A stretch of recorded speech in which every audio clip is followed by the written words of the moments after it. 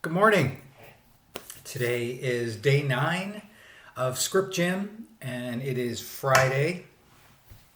And this is our asynchronous class. Welcome to the ScriptGym studio, as it were.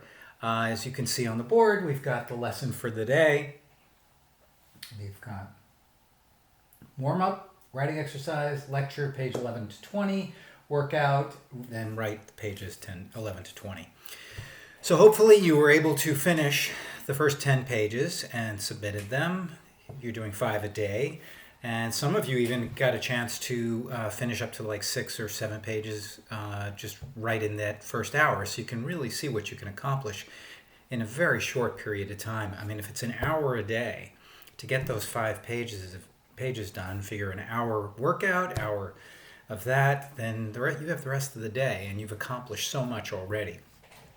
Our quote of the day says, making movies is 80% script and 20% getting the right actors.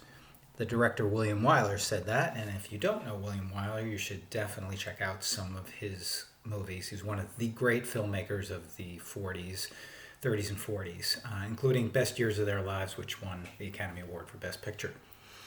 So for our warm-up, we're going to start with a yoga. The video is on the discussion board, and it follows pretty much what we've been doing as far as a yoga warm-up. Just nice and relaxing, get your breathing, focus on your breathing, and so on. So do that. Take time to do that. It's probably about 10 minutes, 8 to 10 minutes. When you're finished with that, then we're on to the writing exercise, which is, it's called Eat, Drink, and Be Merry. It's a familiar one. Obviously, the quote goes, "For tomorrow we die." Figure the world is ending. I want you to tell us about your last dinner, down to the finest detail. The food, who are you eating with, who are your dining companions, the setting, the conversation, what are you going to discuss? And so take 10 minutes. You can pause it right now and actually just go, if you finish the workout, the warm-up, and then go right into it. So pause it and then come on back. Welcome back. If you've paused it and taken that 10 minutes to write, I hope you did. Set a timer. Our lecture for today, pages 10 to 20. That's where we're at, 11 to 20. So this is when the action really kicks in. This is where your audience hopefully will stick around and care about what's going on.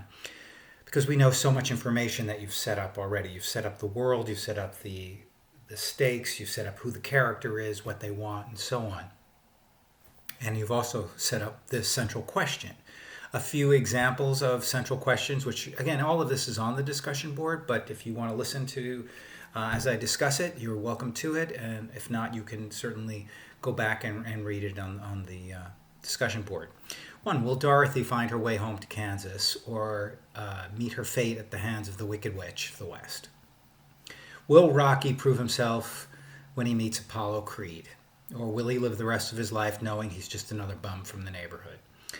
Will Frodo succeed in an effort to return the One Ring to Mordor, or will the Dark Lord, Sauron, gain possession of it and its power to enslave the world?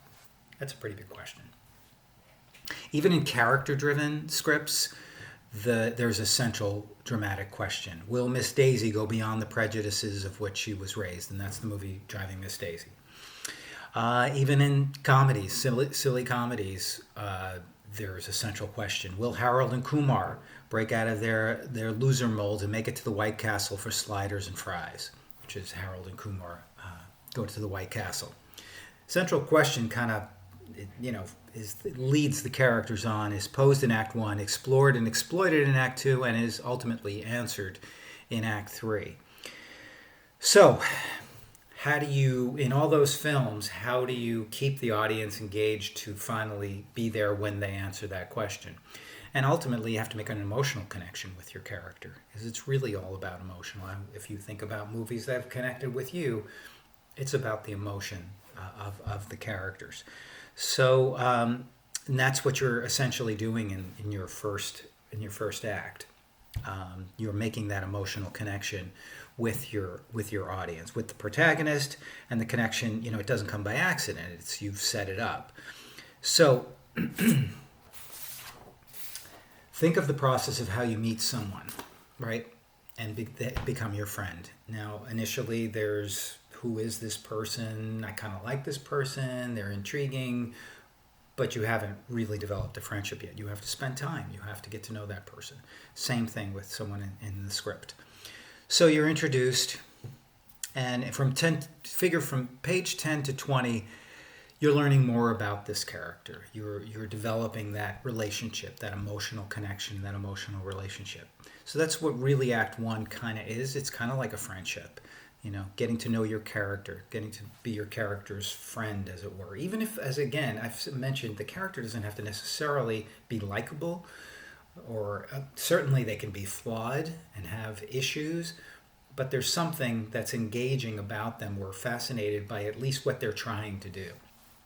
So, and just remember what I said about scenes, to enter late and leave early. Enter at the last best moment. If you think of the movie, I have an example, the movie Tootsie. If you haven't seen Tootsie, you absolutely should. It's one of the great comedies of that period.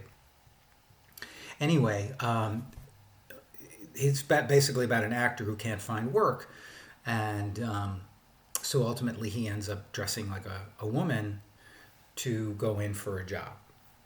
And the scene cuts with the agent said, "Michael, no one will hire you." Cut immediately. He's walking down the street dressed as this female character that he's going to audition as a female for a soap opera. We didn't see all the setup leading to that, him dressing, him figuring it out, and buying the clothes, him being frustrated, any of that. We just went immediately from one to the other, and that's all we really need. And as I had mentioned to some of you, audiences will figure it out. They'll catch up. Audiences are a lot smarter and more sophisticated than you might give them credit for. So don't feel you have to give them all the information. You have to be to the very end of the scene and then to the very beginning of the scene. You don't. So just think of that as a cut. And you'll be leading your, right, maybe you'll be hitting in the pages 11 to 20, your inciting incident. Chances are you will if you haven't hit it already. So, and remember, whatever that incident is, it's going to ultimately change the status quo. It doesn't immediately. Whatever it happens to be, it's going to be a shock to the system, but there's the debate period, as they call it, the time from when they get the news of the inciting incident or the discovery of it till they actually take action, which is the point of no return, which is the end of the first act, which will really tend to be in the later pages between 21 and 30. So don't worry too much about that, about what page you're on if you haven't hit it yet, but you probably, if you haven't hit it yet, you're going to hit it in these next pages. So think of whatever that inciting incident is that is ultimately going to lead your character to take a path which is really going to be the thrust of the whole movie. So it's very important, these pages in the first act. There's a lot of setup, but it's also an emotional setup, emotional connection, but it's also about you setting that central question and path right now. So it's a lot of, like I said, a lot of stuff, which is why Act 1s tend to be really strong, because there's so much information.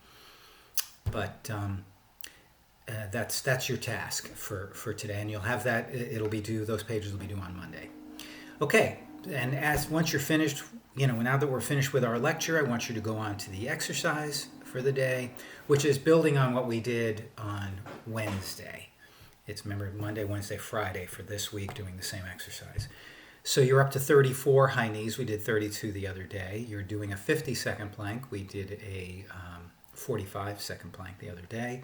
You're doing 24 lunges. We did 22. Now you can do them, forward, or you can do them to the side. You can move however you want to do it, as long as you do 24, like one on each side, like 12 on one side, 12 on the other. Okay, and then after that, a 45-second wall sit. We did 40 the other day. And remember, wall sit, you don't put your hand on your knees, just go down where your legs are at a right angle. Finally, you end up with 19 push-ups. So we're definitely getting up there. We started with 5, and we're up to 19 right now. If you need to do them on your knees, do them on your knees. If you need to do them over 2 sets, that's totally fine. But do shoot for 19. And once you're done with that, hydrate. And now that you're primed to write, I strongly encourage you now to write. And like I said, those pages 11 to 20. Now you may be doing 5 a day, so at least get halfway. Maybe you get to page 15, middle of the act, inciting incident. At least shoot to get to your inciting incident if you can. Today, work tomorrow, Saturday, and then if you can, I strongly recommend taking Sunday off. Relax. Go on a hike, go to the beach, do something fun. And it'll be the longest day of the year this weekend. I believe it's Saturday, right? Saturday the 21st, longest day of the year, so take advantage of it. Okay? All right, guys. I just have to tell you, I think you're all a great class, and I've really enjoyed so far getting to know you, and I'm looking forward to seeing your work. So if you have any questions for me, please don't hesitate to contact me. If not, then I will see you on Monday. Remember, we're back in Dodge, and I'll see you then. Okay, take care. Bye.